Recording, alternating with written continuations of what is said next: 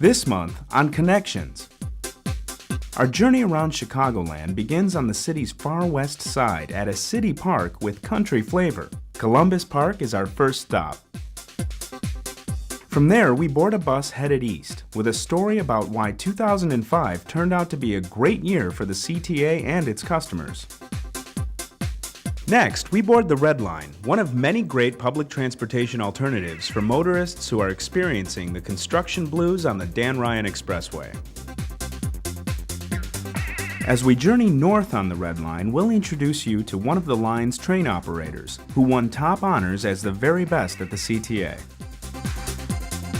We'll transfer to the Brown Line, where major work is underway to modernize and expand capacity on this 100-year-old rail line. Following our journey north, we'll step off the Brown Line and into an area where you can find unique things to do, eat, and buy. It's just steps from Belmont Station, our destination. Finally, we're a short walk away from a multi-sensory experience that will leave you feeling anything but blue. The Blue Man Group at the Briar Street Theater is our last stop. There's a lot to see and do around Chicagoland, and the best way to get there is on board the CTA.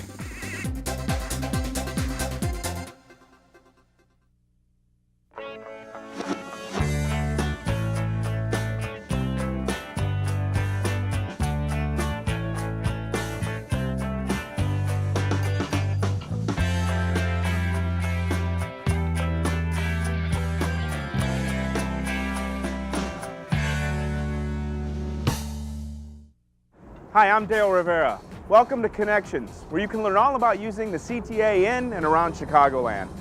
Just steps from the number 85 Central bus route, you'll find a treasure trove of activities to enjoy.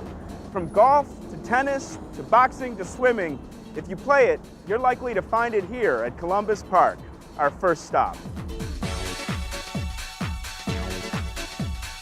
It's all about having fun and getting fit at Columbus Park on Chicago's west side.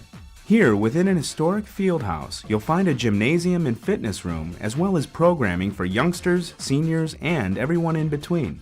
It's very pastoral in its setting. It's the kind of place where you can come and have reflective moments. And by the same token, it's got active playgrounds as well as basketball courts. We have a golf course out here, so it's a wonderful location. It's one-stop shopping, if you will, for any family who wants to come out and enjoy the park. One of the goals at Columbus Park is to serve the surrounding community, so after-school programs are available for children and teens, and they can even spend spring break and summer camp at the park. And that means kids can come to our parks, they go on field trips, they engage in sports activities, fun and games, and it's a lot of fun.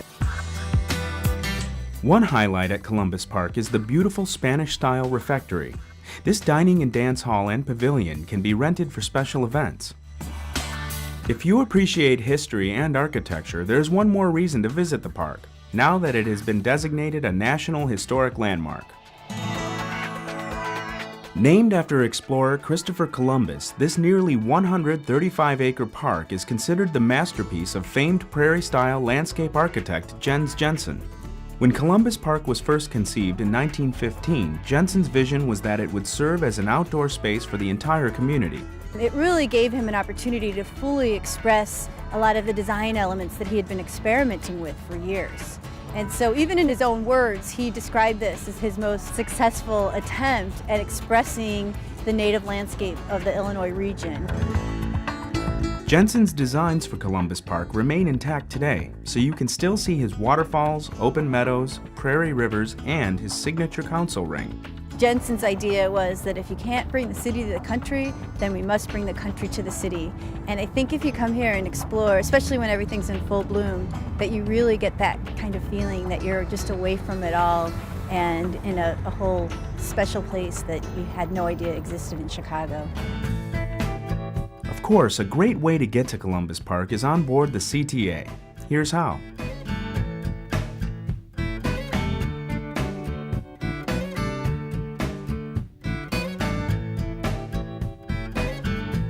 So get into the swing of spring and explore the history and activities waiting for you at Columbus Park.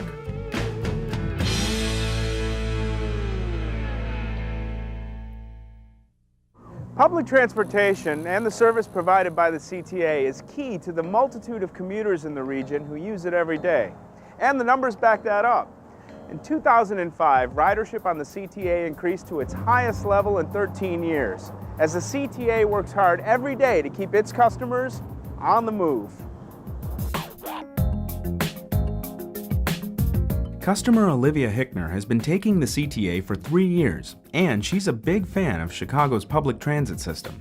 I think that the CTA is honestly one of the best transportation systems in the United States. I think as far as efficiency, this transportation is much better than what most people have in the States. Olivia depends on the CTA for her transportation needs, whether she's going to work or visiting friends, and she isn't alone. In fact, in 2005, rides on the CTA reached their highest level in 13 years, up nearly 4% from 2004. That means in an era of higher fuel prices and increased traffic congestion, more customers are depending on the CTA to reach their destinations. We're really excited to see that. Our customers know a good value and are taking transit more, and they're taking it on weekends in addition to commuting as well. Although 2005 began at the CTA with the potential for significant service cuts, layoffs, and a fare increase due to insufficient funding, customers continued their support for public transit by increasing their ridership. The CTA rail system experienced the most significant gain, and Sunday was the day with the most notable growth. Sunday was remarkable to see how much that has spiked, which means that having a 24-hour, 7-day-a-week service matters to the region. And it's not just about rush hour, it's about mobility for the entire region. As ridership rose, the CTA was in the midst of achieving 2 major milestones. First, all of the CTA's buses are now equipped with either a hydraulic lift or a ramp, so the entire fleet is accessible to people with disabilities. Secondly, the CTA completed a 3-year rehabilitation project on the 54th Cermak branch of the Blue Line, ahead of schedule and nearly $1 million under budget. Improvements to the CTA system continue to make public transportation more reliable and efficient, and attractive to customers. Service is a lot better than it used to be. People know that. It's a key reason we're seeing the increased growth. For 7 of the past 8 years, ridership has increased on the CTA, and it's an achievement that can't be ignored.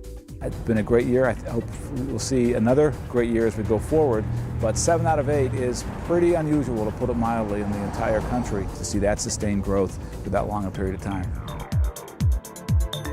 So next time you take a bus or train, remember the CTA is always working hard to provide on-time, clean, safe, and friendly service to attract new customers and keep regular customers coming back for more.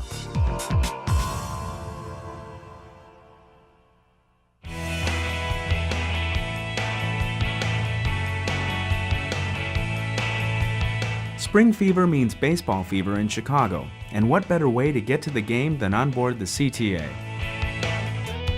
CTA train and bus service is available to take White Sox and Cubs fans directly to US Cellular and Wrigley Fields. Whether you're heading to the north side or south side, the Red Line is a great choice. Step off the Red Line at Addison and you're a ball's throw away from Wrigley Field. And step off at Sox 35th Street Station for a short walk west to the home of the 2005 World Series champs. The CTA boosts service on game days to handle the large crowds. And here's a look at the routes that can take you to both major league ballparks.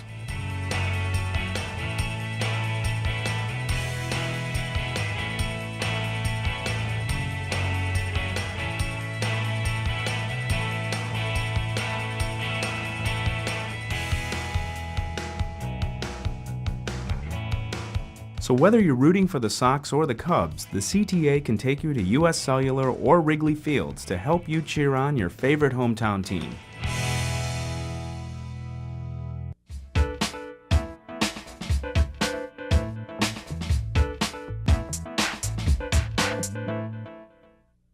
We're about to board the Red Line, the CTA's busiest rail line and a very attractive alternate route for motorists who travel on the Dan Ryan Expressway. With a massive road reconstruction project underway, now is a great time to switch to the CTA. As traffic builds and tension mounts with the start of construction on the Dan Ryan Expressway this month, it's a perfect time for commuters to leave the car at home and hop on board the CTA. The Illinois Department of Transportation expects the Dan Ryan project and the traffic congestion that comes with it to last 2 years. For drivers, that means longer commute times and more money spent on gas. The Ryan's express lanes are closed and traffic has been reduced from 6 lanes down to 3, so IDOT can reconstruct the aging pavement. It's over 40 years and we have doubled the capacity of vehicles out there. So over the course of the years, the wear and tear by the trucks and things of that nature, it's deteriorated rapidly. So now we're trying to come out here and reconstruct it. To handle the traffic congestion, IDOT is saying trucks on, cars off, in the hope that commuters will consider alternative routes or alternative transit like the CTA. For motorists, this is a great time to give public transportation a try. CTA offers a lot of service from the south side into the Loop area and further north. And we have several bus routes as well as 3 rail routes that we feel offer a real good option to those customers that want to use a service that provides some convenience as well as affordability. 3 CTA train lines serve Chicago's south side. The Red Line begins at 95th Street, and the station there is served by numerous CTA bus routes as well as PACE routes. The Green Line has 2 south side starting points, East 63rd and Ashland 63rd, and CTA bus routes serve both of these stations. Finally, Midway Station is where you can connect to the Orange Line via several CTA or PACE bus routes. The connection to the rail is very easy and convenient, and for those reasons we think it's a very good option. Another option for motorists, the CTA's park and ride lots, which can be found at 6 stations along the Orange Line and 2 along the Green Line. For more information on how the CTA can help you avoid the hassles of Dan Ryan reconstruction, log on to www.transitchicago.com or call the RTA Travel Information Center at 836-7000 from any local area code. Why sit in traffic when you can sit back and enjoy the ride on board the CTA? The Red Line serves both the city's north and south sides, and if you ride it, there's a chance you'll be on a train operated by Michael Sheehan, one of the CTA's very best rail operators. So keep a lookout for him the next time you step on board.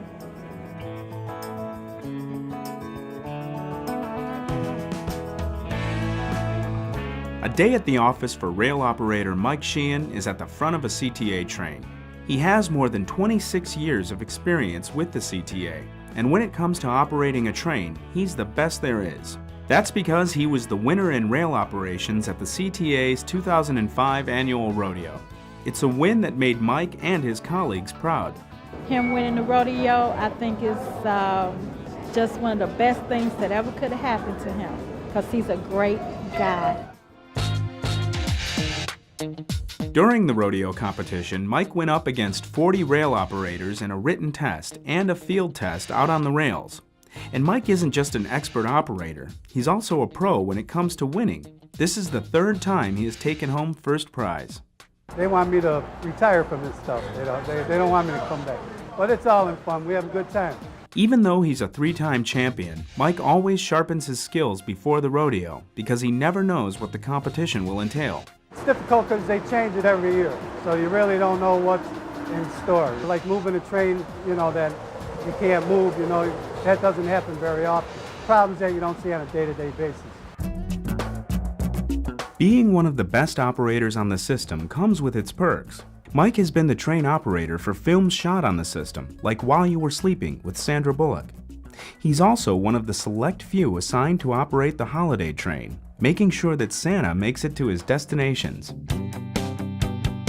Out on the rails, Mike is known for being very safety conscious and efficient, and around the CTA, he's known for being outgoing and friendly. Mike comes in with that fantastic attitude that he has, and he just cheers everyone up. In fact, one of the favorite aspects of his job is interacting with customers. But every day, up and down, get the people to work on time, get them safe, where they're going. I enjoy that. Mike currently operates Red Line trains, the CTA's busiest rail line. So the next time you ride the Red Line, you can be confident in the fact that one of the CTA's most skilled operators is on the job.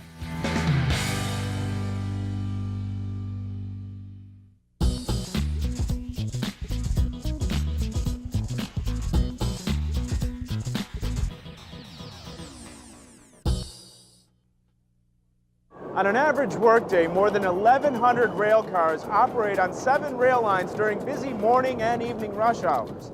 And CTA staffers work hard to coordinate all that train traffic, particularly as it all intersects, to help keep your travels on track.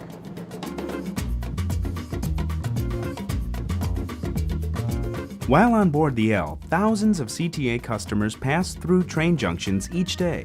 Junctions or interlockings are where train lines come together or cross, like here at Clark Junction, where the red, brown, and purple lines merge. When trains travel through the CTA's busiest, most complex junctions, they're under the watchful eye of tower operators who monitor the trains electronically to make sure they pass through the junction safely, quickly, and smoothly. All of this is accomplished through something that we technically call track circuit occupancy. It's an electronic detection of a train on a track. And the towerman's responsibility is to route the trains through the interlocking with schedule in mind and customer service so that there's no delays and everything is done so safely. One of the busiest junctions on the CTA system is at Howard Station, where the red, yellow, and purple lines come together.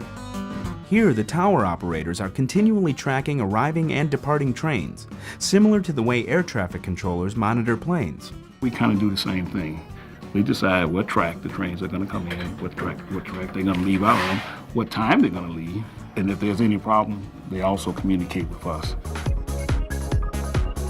During rush hour at the Wells and Lake Street Junction in the Loop, tower operators are carefully choreographing train movements inside of Tower 18. This was once the busiest train junction in North America.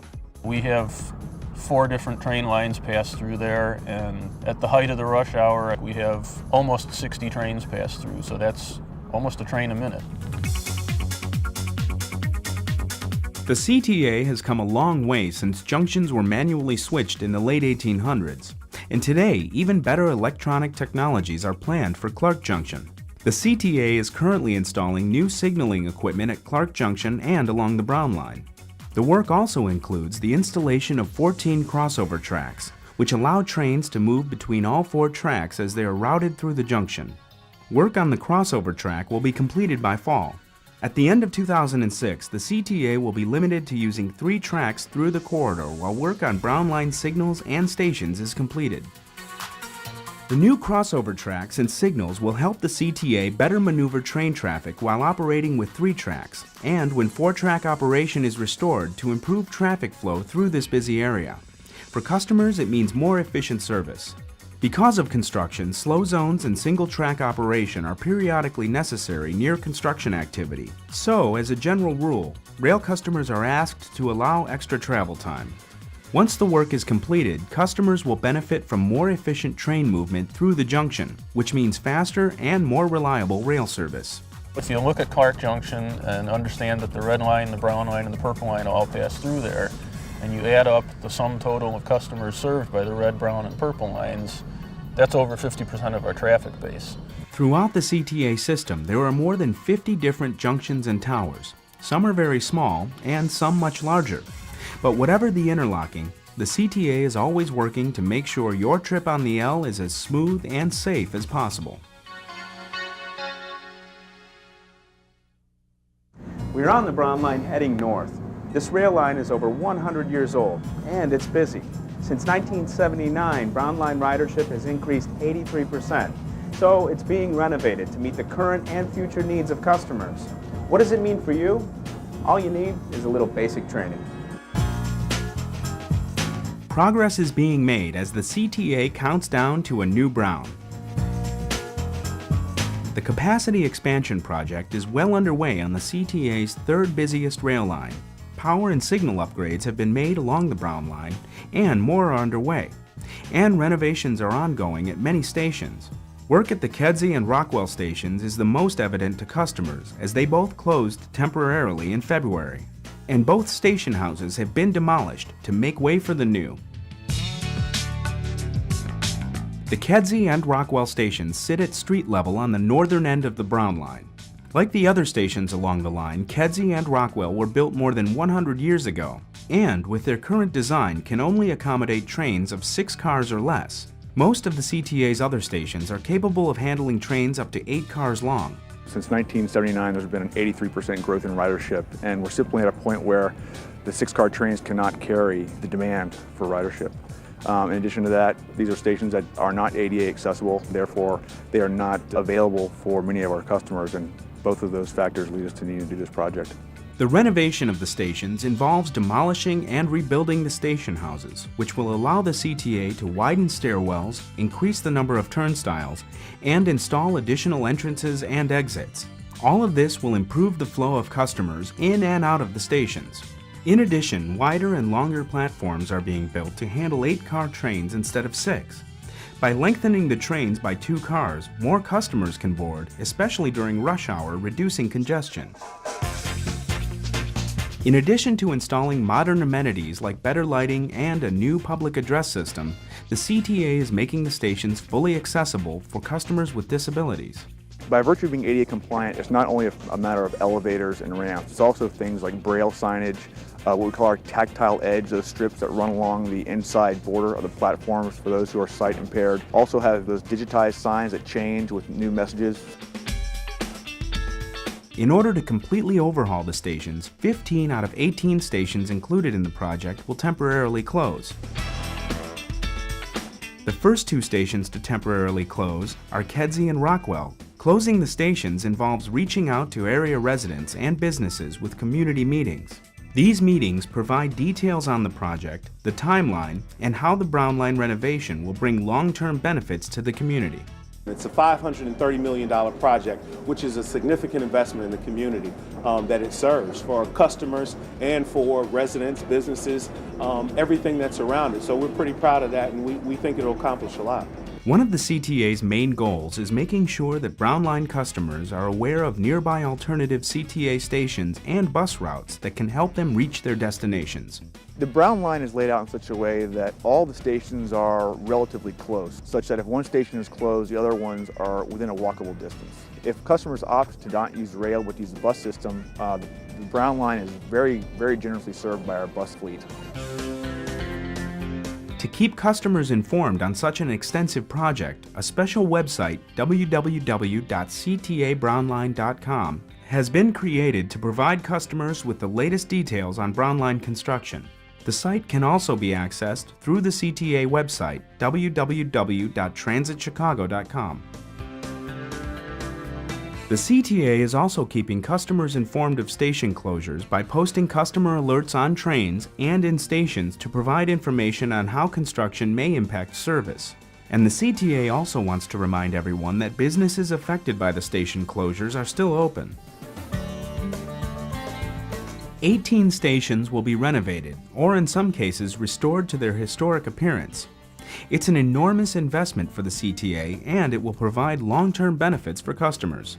It's the largest capital project ever in the CTA's history, and it's coming at a time where the need is very real. Capacity is growing and is continuing to grow, and there's obviously a need where all of our customers cannot access the stations, and they will be able to at the end of this project. So it's a phenomenal project, big in not only dollars, but big in terms of its ultimate objective.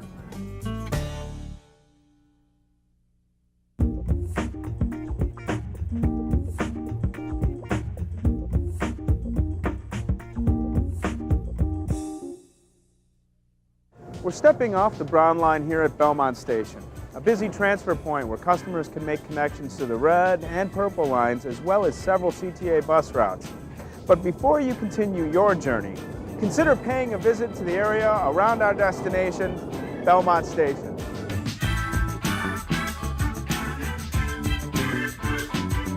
The Belmont Station is always bustling. Serving the brown, red, and purple lines, Belmont is one of the CTA's busiest stations. And if you step off here, you'll walk right into the neighborhood of Lakeview and practically onto the doorstep of the first Ann Sather restaurant. Ann Sather has been serving up breakfast, lunch, and dinner since Ann opened the restaurant in 1945. Today there are 3 more Ann Sather restaurants open for business around Chicago. Regulars and visitors come for home cooking with a Swedish flair. We have so many different items that we make from scratch. I can come to work, and have something different every day. But I usually do breakfast. Swedish pancakes are really good. A lot of different omelets that no other restaurants have. Of course, it's those delicious cinnamon rolls that made Ann Sather famous. They sell them as fast as they can make them. And while cinnamon rolls bring in the crowds, it's also a sense of history that attracts many to this Lakeview landmark. You'll have senior citizens who say, well, I used to come here when I was 12 with my parents, and they still come all the time, and they order the same thing every time they come in.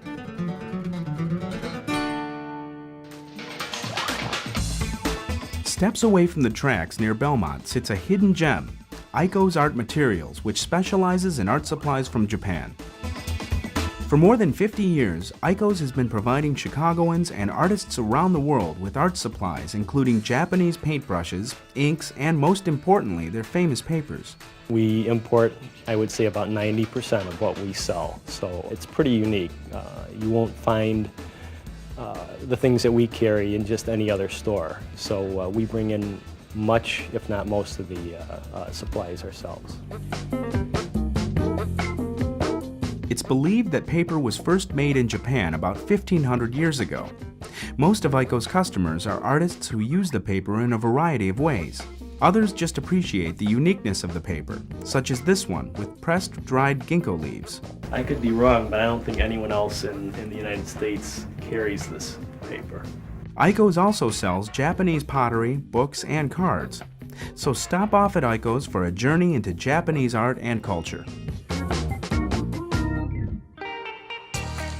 Belmont Station is also your stop for two entrepreneurs' risky venture, the High Risk Gallery. When an artist makes a piece of art, they tend to expose a little bit about themselves, and it's a little bit of a high risk for them to expose that, and also it's a high risk to open up a gallery this size in this economy. Step inside and you'll see it was worth the gamble. In fact, you'll feel right at home, and it was designed to make you feel that way. The brick and cherry wood walls are lined with paintings, drawings, silk screens, and sculptures. But the space is also open to the performing arts as well. You never know when you might walk in on a poetry reading or a theater performance. We do a lot of nonprofit organizations and also a lot of parties here for the community. Once a year during Christmas, we open the gallery out to all the school children. And as you look around, be sure to look down. There's even art on the floor, and you're welcome to walk on it. It's just one more reason the High Risk Gallery is unlike any other you'll visit. So whether you're looking for a unique art material, or an unusual art experience, or a cinnamon roll to die for, remember you can find it all within steps of the CTA's Belmont Station. Just a short walk from the Belmont Station is the Briar Street Theater, home to the popular theatrical experience known as Blue Man Group. It's our last stop. For the past 8 years, the Blue Man Group has entertained, amused, and awed audiences with their stunts, gags, and commentary. The theatrical production is one of a kind, and its popularity has led to an open-ended run at Briar Street Theater. There's no wall between the audience and the Blue Men. We're constantly, from 10 seconds into the show, investigating the audience, and they're investigating us. It feels more like a relationship. It feels like you're part of the show pretty immediately. Blue Man Group was created in New York by 3 friends in 1987. Today, Blue Men are performing throughout the country, as well as internationally. Everyone who sees the Blue Men perform has a different experience, which makes the production even more unique and worth checking out. You take 5 random people who've just seen the show. Some people treat it like a rock concert. Some people treat it like a theater experience. We'll tell you more about the Blue Man Group next month as we begin another journey around Chicagoland on the CTA. I'm Dale Rivera. See you in May on Connections. For more information about the CTA or to use the RTA's trip planner, visit our website at www.transitchicago.com. Or for customer service matters, call 1-888-YOUR-CTA. For travel information, call the RTA at 836-7000 from anywhere in the Chicago area.